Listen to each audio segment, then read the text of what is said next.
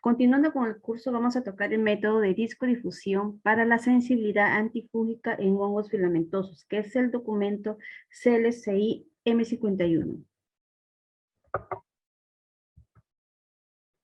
Es un documento de referencia para la evaluación de la sensibilidad antifúngica en hongos filamentosos mediante la técnica de discodifusión. Es una alternativa mucho más rápida y de menos costo en relación al método de referencia microilusión en caldo, el CLCI M38. ¿Cuáles son las ventajas? Este método ofrece la alternativa de determinar los resultados cualitativos en menos horas en comparación al método de referencia. No usa agar mioleginto suplementado, por lo que facilita su procedimiento y reduce el costo, por lo que se puede realizar en el laboratorio de manera rutinaria. Este método describe los procedimientos para hongos filamentosos invasivos causantes de enfermedades. Se puede trabajar con especies de Alternaria, Fusarium y Aspergillus. Las desventajas sería que este método actualmente no se describe su reproducibilidad para hongos dimórficos ni para hongos dermatófitos. ¿Cuándo se debe de realizar las pruebas de susceptibilidad antifúngica? Cuando estamos frente a una micosis invasiva o cuando las micosis orofaringeas y mucofaringeas no responden al tratamiento indicado por el clínico. Se debe realizar en las micosis producidas por patógenos emergentes en las que no se dispone de datos previos de su sensibilidad. Ante cualquier tipo de micosis que no responda al tratamiento administrado por el clínico. Cuando se quiere conocer la prevalencia de cepas resistentes en un determinado hospital o simplemente para estudios epidemiológicos. Y para saber cuál es el comportamiento de los antifúngicos frente a los hongos filamentosos.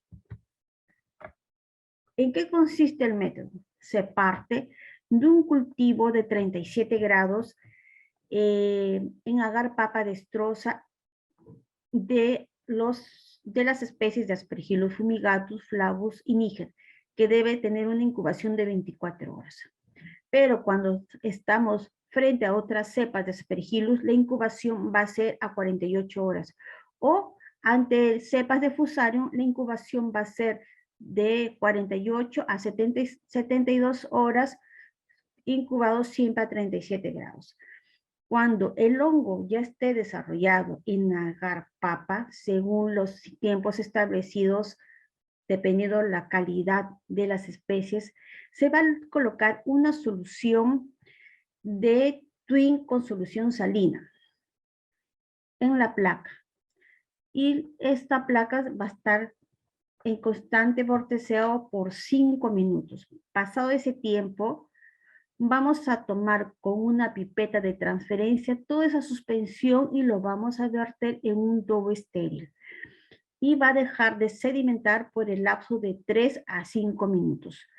Pasado ese tiempo, el sobrenadante se va a traspasar a otro tubo estéril con la ayuda de una pipeta de transferencia y se va a ajustar la densidad óptica.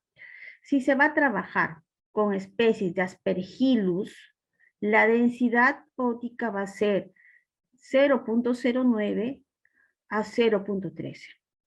Y si se trata con especie de Fusarium, esto va a variar de 0.15 a 0.17 a una longitud de onda de 530 nanómetros, que equivale aproximadamente de 0.4 por 10 a la 10 a 6 a 5 por 10 a las 6 unidades formadoras de colonia. Después de 15 minutos de haber realizado la lectura en el espectrofotómetro, vamos a introducir a la solución del inóculo un hisopo estéril. Se va a embeber este hisopo y se va a rotar hacia las paredes del tubo para eliminar el exceso de líquido y se va hacer el hisopado sobre la placa en las 3 direcciones y como último paso, hisopar el borde de la placa Petri para poder obtener un crecimiento uniforme en toda superficie de la placa. Colocar la tapa hacia arriba a temperatura ambiente por el lapso de 10 a 15 minutos con el objetivo de que se absorba toda la humedad. Pasado ese tiempo, tener en cuenta que los antibióticos deben estar temperados. Para esto se debe de sacar de la refrigeradora los antibióticos o los discos de sensibilidad entre 5 a 10 minutos antes.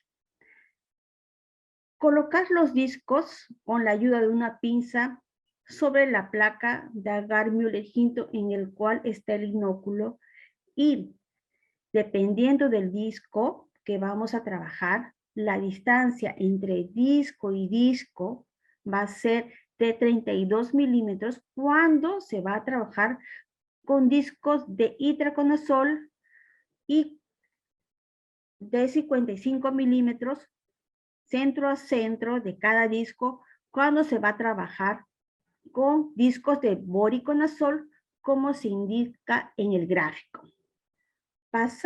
Luego de colocar los discos, dejar la tapa, o sea, dejar la placa con la tapa hacia arriba durante de 10 a 15 minutos. Luego es colocado a la incubadora. La temperatura de incubación debe de ser de 37 grados. Cuando trabajemos con cepas de Aspergillus fumigatus, Aspergillus flavus y Aspergillus niger, la temperatura de incubación va a ser de 24 horas. Cuando trabajemos con cepas de Aspergillus sp, la incubación va a ser de 48 y de cepas de Fusarium sp, la incubación va a ser de 48 a 72 horas, obviamente a la temperatura de 37 grados centígrados.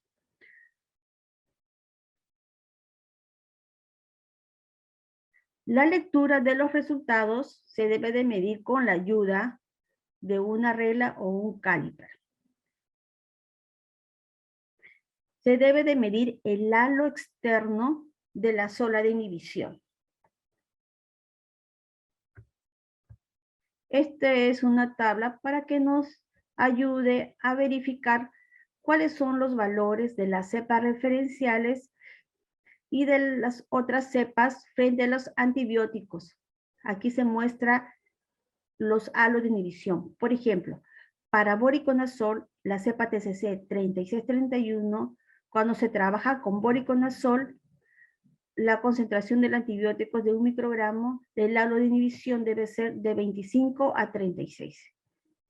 Para Fusarium, se trabaja con posaconazol y la inhibición va a ser de 21 o el halo de inhibición va a ser entre 21 a 32. Entonces, con esta lectura nos va a ayudar a determinar los valores de la cepa con la que vamos a trabajar. También se debe de trabajar con cepas referenciales para evaluar nuestros procedimientos. Este método requiere que se trabaje con cepas también como lo mencioné anteriormente, con Aspergillus, pero también con cepas de Candida krusei y las cepas de Paxillomyces variote. El medio de incubación para Candida krusei va a ser en agar saburo y la cual tiene que estar incubada 24 horas a 37 grados centígrados.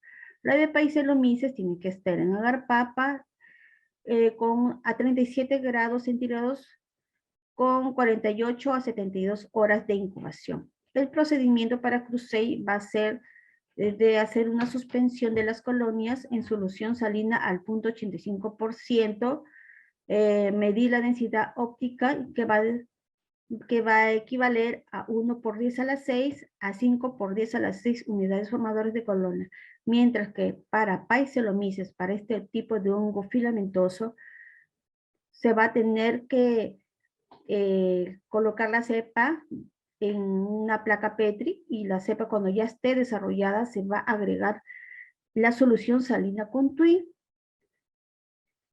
y se va a llevar esta placa a un borde, va a estar en constante agitación por el lapso de 5 minutos. Pasado este tiempo, se toma el sobrenadante y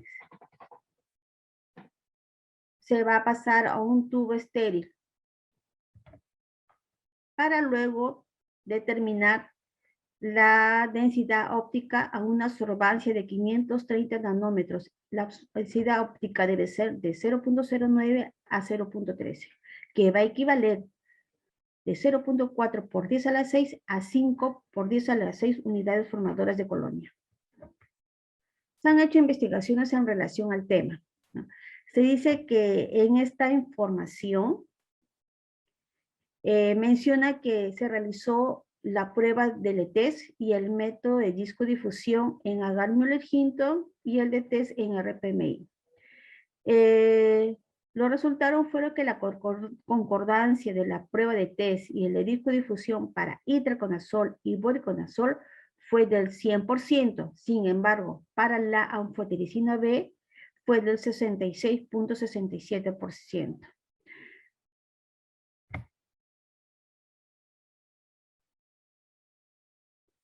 Esta prueba de discodifusión es una prueba más accesible y lo podemos trabajar a manera de rutina, pero cuando tengamos cepas con valores de resistencia, se debe de confirmar mediante la técnica de microdilución en caldo, que es el método referencial, para confirmar los valores de la resistencia. Eso es todo, compañeros.